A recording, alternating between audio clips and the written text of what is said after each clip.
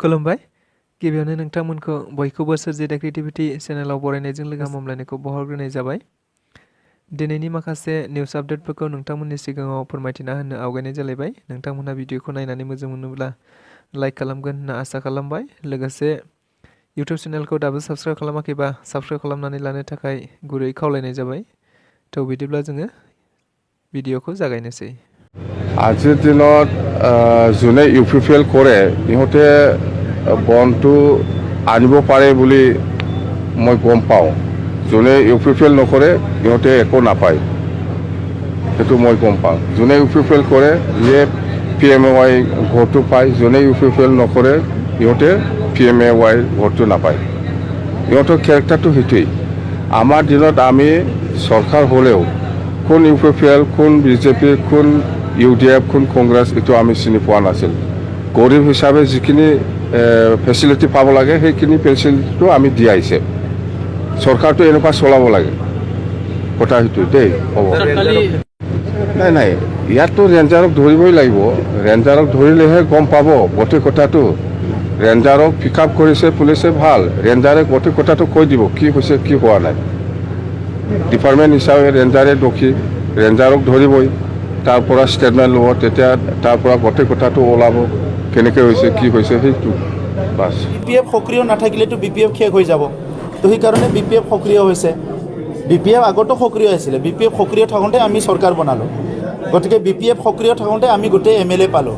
চ' BPFৰ সক্ৰিয় নিষ্ক্ৰিয় ইয়াৰ লগতে একো কামেই নাই, কাৰণ BPF আৰু অলৰেডি ৰাইজে বিদায় দিছে। তেখেতসকলে আগৰ পুৰণা যিবিলাক মেম্বাৰ আছিলে সেইবিলাক BJPত যাব নেকি, UPPLত যাব নেকি বুলি ঘূৰি ঘূৰি সেই মানুহখিনিক ধৰি ৰখাৰ কাৰণে কাম কৰি আছে। কিন্তু ইয়াৰে আধাতকৈ বেছি মানুহ অলৰেডি পাৰ্টিৰ পৰা ওলাই যোৱাৰ কাৰণে চবেই চিন্তা চৰ্চা কৰা হৈছে। গতিকে আজিৰ তাৰিখত BPFৰ একো স্থিতি নাই।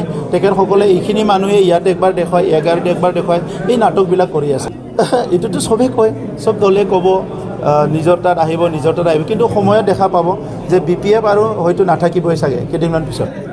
एकर्डनि टाइम सिगांनो जोंना BPFनिफ्राय बुंदोंमोन, हाग्रामा महिलारानो निजे बुंदोंमोन, गफोराव फैना बुंदोंमोन, बे माबायाव फैना बुंदोंमोन जे पास 2नि 1 इन्सिबो सिमा बाराया होनना बुंदोंमोन बिथाङा। दासिमबो बुंदों आरोखि। आरो बे पलिटिक्सखौ, बे कनस्पिरेसिखौ लानानै जोंनि माखासे मानसिफ्राबो इनभल्भ जादोंमोन, नंगौ नामा होनना सानदों आरोखि। सासे सिबानो बिदि बुंबायब्ला बे आरो लास्ट नै दाखालिसो खोथा बे माने मा होनो माबाखौ BTRखौ बिथिं मेजरिटि गैया, फिजिबिलिटि होनायनि बेबस्था गैया, बेयाव होनो मोना होननानै हाइकर्ट सुप्रिम कर्टसिम होनो ओंखारदोंमोन सासे मानसि आरोखि, दावराव देख्रेब नार्जारि आरोखि। बेखौ आं मोनो आरोखि। बे दुर्भाग्यजनक बर' जाथिनि थाखाय अत्यन्त अशुभ बियो जे बर' जाथिखौ जोंखौ जुदि बे फिजिबिलिटि गैया होननांगौबा गोदो BLTनि दिनाव गावसोर जिथु सुक्ति जाबाय बेवहाय मानो बारसोम होनाय? BLTआवथ' जों अनेक मानसि थैदों माबादों नङा होमबा? बे समाव मानो बारसोम होनाय? बेबायदि जाथिनि कलंकित मानसि बिसोरदा आङो दोल हिसाबै साना आरोखि। दोलखौ खालाम, बिसोरहा अधिकार दङ, खालाम, नोंसोर मेजरिटिखौ ला। खिन्थु गहपुरसिम बिसोर मा हिंसा दं? गहपुरनि माने हाबनायखौ बिसोर हिंसा जानाय खारना मा फालाय? मानो बिसोर माबादों आरोखि? जोंबोथ' सेक्रिफाइस खालामदों, जोंबोथ' बर' मानसि, जों बर' भाषा रायलायो, बर' हिनजावफ्रा बर' दख'ना गानो, बर' हारिमुखौ खालामो, खिन्थु बिसोरहा मानि हिंसा?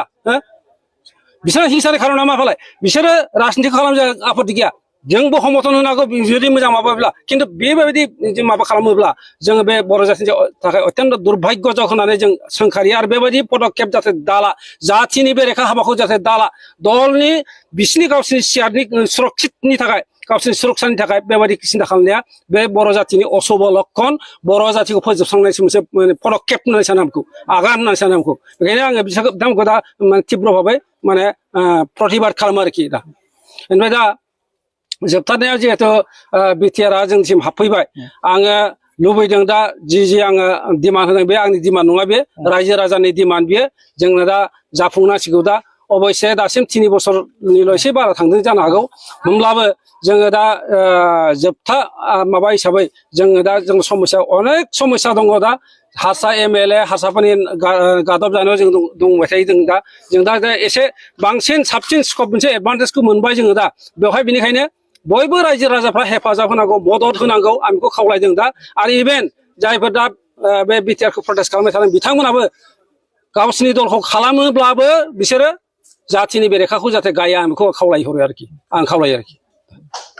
फिननायाथ' एसे बिनि फिननाया एसे गोखाबो जायो आरो गोदैबो जानो हागौ माने आसलते बेखौ जों जेब्ला मुभमेन्टखौ जों प्रथम आरम्भनि खालामदोंमोन बेवहाय बेले बेजे गैयामोन गोदोनि प्रथम अबस्थायाव पिटिसि एबसुनिल'सो हंगारमोन बिनि उनाव गासिबो ज'मोन आरोखि खिन्थु दा बिनि उनाव जितु फैदों मोनसे गोदान मोनसे चेप्टार फैदों जे माने मा होनो बिटिआरखौबो मोजां मोनै माखासे मानसि ओंखारदों बेफोरनि खारनाव अন্য जेबो नङा आं बुजिनायाव मोनसे राजनितिक खारन बियो माने गासिबो थिग जाजोबगोन आं बुजिनायाव बिसोरबो खुनु खेलिमेलि खालामनो हानाय नङा माबानाय नङा माने मानसि शंका दंमोन आशंका दंमोन माने जोङो बिटिआराव हाबनाय नङा गतिके हाबाब्ला जोङो दस्रा मोनसे बिकल्प मोनसे टाइमावनो मोननै सुक्ति जानानै थांदों जिहेतु मोनसेया जाहैबाय साबसिन हामसिन मोनसे न' जेखौ बिटिआर होनना बुंनाय जायो आरो मोनसेखौ न' होनना बुङोब्ला मोनसे गेग्रेब न'मोन बे गेग्रेब न'आव माखासे थाग्रा मानसिबो ओंखारदोंमोन दा खिन्थु मेक्सिमाम मानसिफ्रा साबसिन हामसिन न'आवनो थानो लुबैखायो आरो गेग्रेब न'आव रावबो थानो लुबैया दा खारना जाहैबाय माने बेखौ सोनाबनिफ्राय मोनसे कनस्पिरेसन दङ बेवहाय बिसेसके माने राजनितिकनि खोथाखौ आङो दिहुननो सानाखैमोन साननो गोनां जायो बे बुस्थुखौ जोङो बिटिआरखौथ' सुक्ति खालामनायखौ आपत्तियाव दंखायोमोन बे आपत्ति खालामनायनि माखासे हान्जाफ्रानो बेखौ आपत्ति खालामखादोंमोन आरोखि दा जोंनि गेजेरावबो बेबायदि जादोंमोन आं रावखौबो गाज्रि सोंखारिनो सानाखै आङो जिहेतु राजनितिनि मोनसे षड़यन्त्र नालाय षड़यन्त्र हिसाबै बेखौ बेले बेजे खालामनो थाखाय दाबो माखासे मानसि दङ आरोखि दा जाथों होननानैबो सानग्रा मानसि दङ जायाबा माबा दङ दा हमना लादो बिटिआर प्लास माने बर' कालचार अट'नमास काउन्सिल बर' कालचार वेलफेयार अट'नमास BKWC जायखौ होनना बुंनाय जायो आरोखि बे मोननै बुस्थुआ माने मोनसे टाइमावनो एकर्ड जाखांनाय उनाव जोंहा मोनसे सन्देह थानो गोनां गैया मोनसे सन्देहआ नैबेल'मोन जों प्रकृत'थे बिटिआराव हाबगोन ना BKWCआव हाबगोन बेल'मोन जोंहा सन्देह आरोखि दा जों कनफार्म जाखांनाय उनाव जोंहा जेबो माने गोनो गोथो थासै जों साबसिन थागोन जिहेतु नङा होमबा गाज्रियाव जों मान थानो फालाय गेग्रेब न'आव जों मान हाबनो फालाय बयबोथ' बिल्डिं न'सो लुगासिनो दं दा बिल्डिं न'सो हाबखागोन बेबायदि मोनसे माबा आरोखि बेनिखायनो दा जायफोर बेबायदि सानदों आं खावलायो आरोखि बिसोर बे भुल बुजाबुजिखौ गारनांगौ राजनितिखौ मुथते दान्दिसेनि थाखायबाबो जाना दोननांगौ सोरबा BPF कंग्रेसनि AGPनि बायदिसिना गथै संघातफोरखौ जोङो जाल्ला गारनानै जों दा नैबे मुहूर्तआव जों खौसे जालायनानै बर' जाथिनि खोथा सिन्था खालामनांगौ आरोखि खारन दा हमना लादो नोङो बिटिआरखौ सिमा बारायनायखौ नैबेखौ 1 इन्सिबो बारायहोआ होननानै मोनसे टिमा बुंबाय थादों जों बेखौ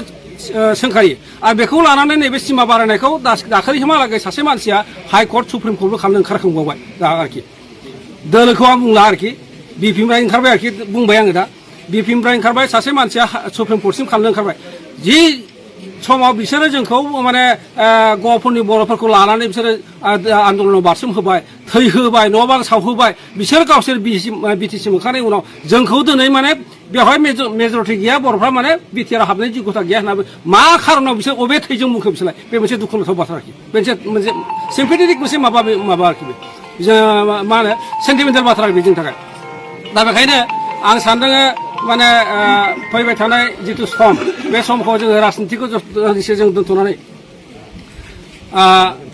जोंनि मेइन माबाया जितु उद्देश्य बे उद्देश्यखौ जोङो हासिल खालामनोबा जों ज' जाजोबनांगौ दा जोङो BPF खालामनो नाङा कंग्रेस खालामनाङा BJP खालामनाङा EPPL खालामनो गैया मोनसे टाइमाव बुंगोन गासिबो मोनसे टाइमाव अबेहाय जों थांनाया मोजां बेखौ खोन्थागोन गासिबो बेखायनो आङो सानो दा नैबे मुहूर्तआव जोङो ज' जालायनायसै मोनसे नितान्त प्रयजन आरो माने बे बिटिआरखौ बयबो वेलकाम खालामजानांगौ आरो बिटिआरनि बेलायाव मोनसे गोनो गोथो थानायखौ आं क्लियार होनो सानदों आरोखि दा माने दासिम 41ताल' गामि जोंनाव हयथ' 3000 मोनसे गामि दं आनडिभाइडेड बिश्वनाथ सनितपुर डिस्ट्रिक्ट हिसाबै 3000 बिल्डिं जाबाय माखासे मानसिफ्रा सन्देह दङ जोंना हाबनाय नङा नामा होननानै मानो जरे जादों होननानै बेवहाय टेक्निकेल खारनफोरखौ बुजियाखै आरोखि मा खारनाव बिदि जानो गोनां जादों हयथ' बेफोरबायदि टेक्निकेल खारनखौ बुजियाखै खिन्थु बे डेफिनेटलि जायफोर माने हाबनो गोनांखा बिसोर हाबखाजोबगोन माबायाव हाबखाजोबगोन आरोखि मा होनो बिटिआर हाबखाजोबगोन आरोखि बेखौ सन्देह खालामनो गोनां गैया आरो आं आसाबादिबाव आङो सिमुल गैयाबो निस्सय हाबगोन हाबनायनि प्रसेसखौ मावगासिनो दङ दाखालिबो